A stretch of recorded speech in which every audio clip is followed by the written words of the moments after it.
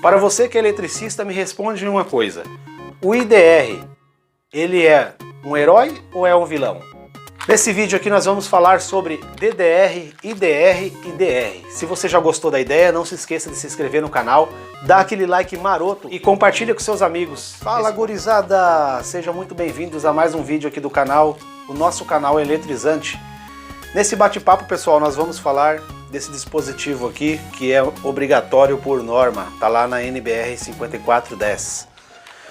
Pessoal, uma confusão que sempre acontece é em relação aos nomes, né? DR, IDR e DDR. Esses três nomes às vezes acaba dando uma confusão, pessoal, mas vamos aqui esclarecer alguns pontos, por exemplo, o significado, né? IDR é interruptor diferencial residual, ou DR, né? Diferencial residual. Os dois, é a mesma coisa, tá, pessoal? Às vezes a gente usa essas duas nomenclaturas, mas é a mesma coisa. É esse dispositivo aqui que está na minha mão. Para que ele serve, então? Esse dispositivo, pessoal, nada mais é do que um protetor de fugas de corrente, tá? Vulgo choque elétrico, né? Fique até o final do vídeo que eu vou acabar desmistificando aqui uma questão que tem, às vezes a gente acaba achando que ele protege a gente de qualquer tipo de choque, só que não é bem assim, tá? Ele analisa a situação de corrente através de comparação, né? Vocês podem observar que esse que está aqui na minha mão, ele é um tetrapolar, então ele é para 3 fases e neutro.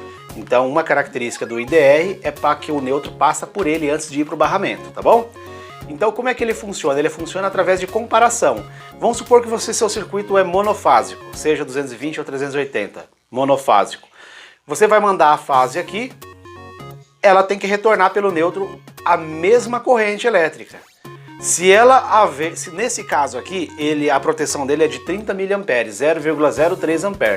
Então se entrar aqui uma determinada corrente, vamos supor 1 A, e retornar aqui 650 mA, ou seja, cadê os 35 mA que está faltando? Ele vai e atua, desarma. Então ele trabalha por comparação de corrente. Por isso que a gente chama por isso que a gente fala que ele protege contra fugas de corrente. Então, se o seu choque naquele momento for através de uma fase, imagina que você está em cima de uma escada de alumínio e você toca em uma fase do circuito. O dispositivo vai atuar e vai te proteger daquele choque, tá certo? Então o IDR ou DR, ele protege contra fugas de corrente ou choque elétrico até 30 mA, tá bom? Vocês vão encontrar aí no mercado, pessoal, normalmente, ou nesse modelo tetrapolar ou bipolar. Tripolar eu nunca vi ainda, eu não posso confirmar se existe ou não, mas eu vejo praticar no mercado bipolar e tetrapolar, acredito que é o mais comum. Então se você vai ter um circuito monofásico, o bipolar te atende. Se for bifásico ou trifásico, você precisa de um tetrapolar. E no caso de um bifásico, por exemplo, você vai deixar um dos bornes aqui sem utilizar. Tá bom, pessoal? Então, IDR e DR, a nomenclatura apenas muda um pouquinho, mas é a mesma aplicação, tá bom? É um dispositivo em que protege o nosso circuito contra fugas de corrente / choque elétrico. E o DDR, então, pessoal? Eu não tenho aqui um DDR. Vou ver se eu posso deixar uma foto para vocês aqui do lado, mas é praticamente a mesma coisa desse dispositivo aqui, ó. Ele tem mais ou menos a mesma configuração. A grande diferença entre o DDR para o IDR é que o DDR ele é como se fosse 2 em 1. Ele é um disjuntor junto com o diferencial residual.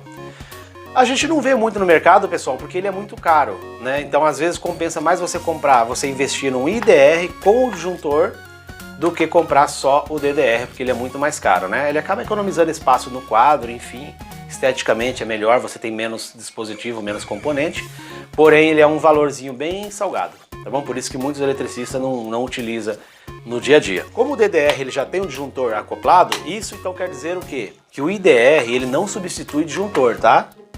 Isso aí também eu já vi muito eletricistas colocando o DR para substituir disjuntor. Isso também não se pratica, tá? Então, vamos esclarecer de novo. O IDR ou DR, ele foi feito para proteger contra fuga de corrente e choques elétricos.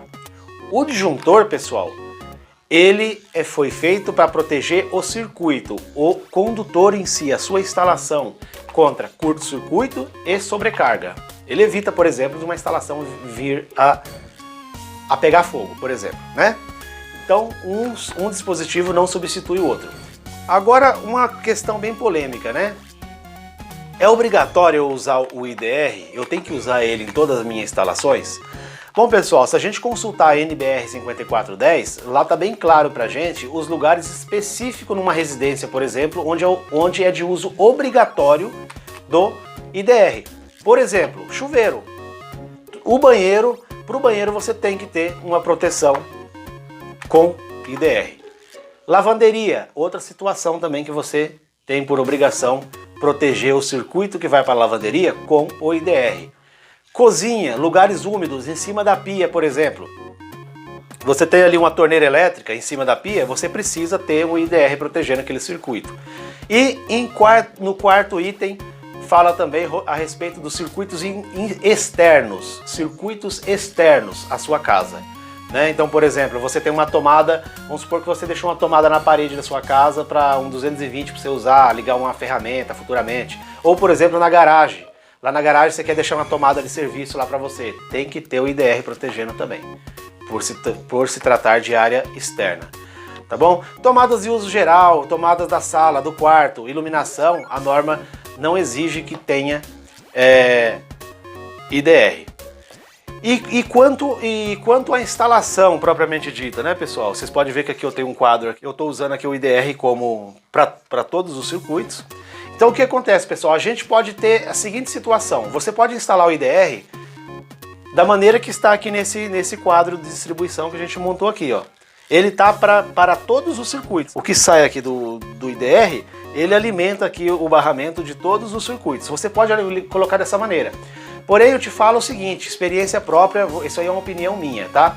Quando você vai fazer uma instalação do zero, você pega uma casa que tudo ali de elétrica é você que vai fazer, eu aconselho você fazer dessa maneira, colocar o IDR como geral. Agora, se é uma reforma que você vai fazer, você não pode colocar um IDR para garantir a instalação que você também não fez. Além do que você fez e a que você não fez, você não pode garantir o serviço dos outros.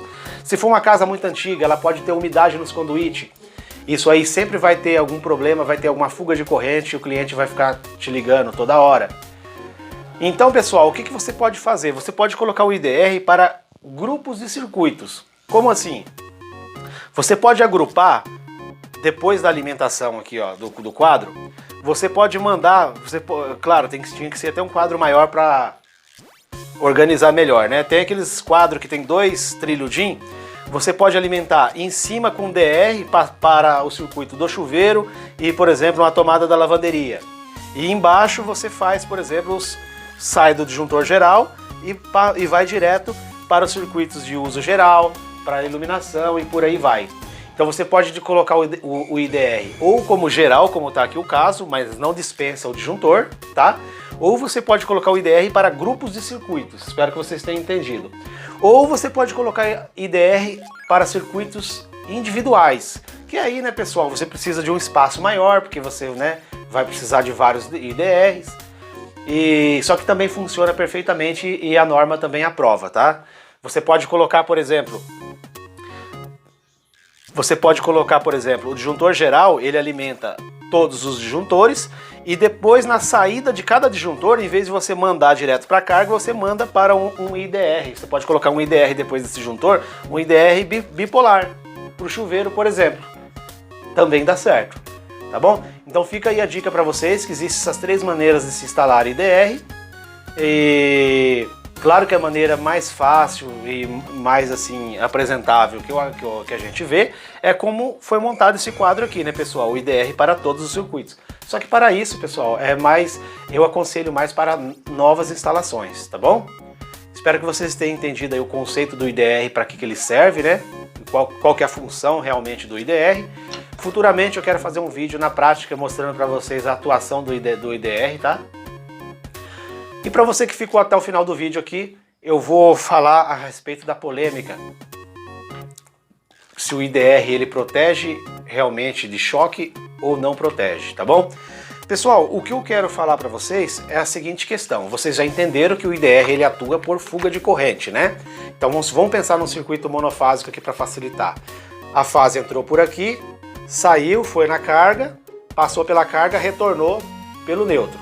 Se saiu 10 amperes, voltou 10 amperes, ok. O circuito ele está identificando como uma normalidade, nada está acontecendo. Se por acaso, se porventura você encostou em uma das fases, você está com o pé no chão lá, ele vai desarmar. Porventura, vamos supor que nossa instalação está numa eletrocalha. Vamos supor que houve uma falha na isolação da fase, ela encostou na estrutura da calha, a calha está aterrada, houve fuga para o terra, ele atua. Agora vamos imaginar a seguinte situação, pessoal. Imagina que você tem uma tomada que está saindo daqui, ó. Sai daqui, vai lá a tomada, fase neutra, bonitinho.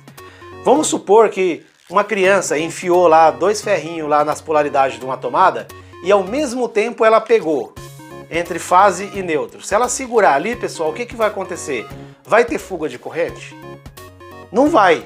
Por quê? Porque a mesma corrente que está passando por ela na mãozinha esquerda está retornando pela direita. O IDR ele vai entender como uma carga e não como uma fuga. Então é bom a gente ficar ligado nessas questões, pessoal, porque não é 100%, ele não protege 100% contra choques elétricos, tá bom? Tudo depende de como, da circunstância em que houve ali a situação, né? Se você pegar, por exemplo, no neutro, depois pegar na fase, ele vai entender como uma carga. Sempre tem que tomar muito cuidado, instalar os dispositivos sempre corretamente, evitar qualquer tipo de negligência, porque assim a gente vai ter uma instalação cada vez melhor. Espero que vocês tenham gostado desse vídeo. Não se esqueça de se inscrever no canal e deixar aquele like maroto para nos fortalecer. Essa é uma maneira gratuita de você estar patrocinando aqui o nosso conteúdo. E deixa o sininho ativado, deixa o balangandã ali ativado, que aí o YouTube sempre vai te lembrar que aqui no nosso canal Eletrizante sempre tem dicas bacanas pra gente, tá bom? No mais, aquele forte abraço e não se esqueça que nunca foi sorte, sempre foi Deus.